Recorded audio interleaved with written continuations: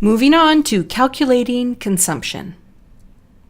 Remember that IFTA charges tax based on consumption by jurisdiction. Remember, when you prepare your IFTA return, it's for a fleet. There may be more than one truck and hopefully more than one trip.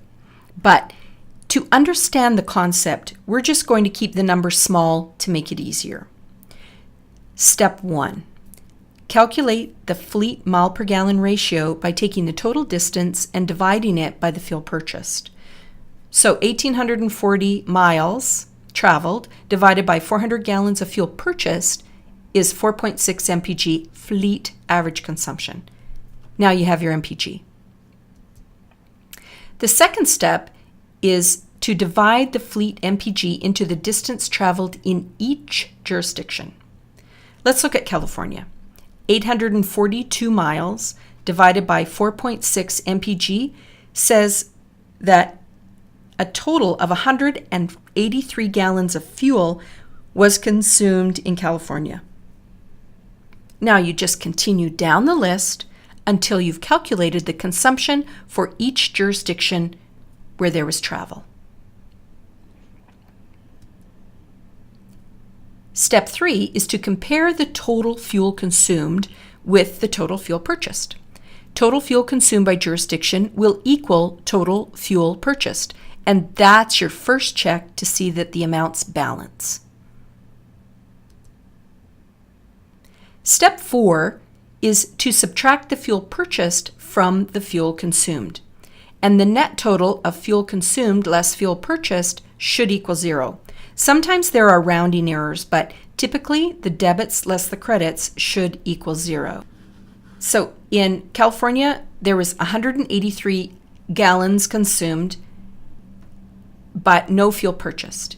In Nevada, 116 gallons consumed, but 200 gallons purchased. So there was an overpayment of the tax on 84 gallons. Continue down the list. Utah is going to be owed for 94 gallons, the tax on 94 gallons, and then Arizona has to pay back tax on 193 gallons. Now, this is where the magic happens. Nevada and Arizona are the only two jurisdictions that got paid anything on that trip.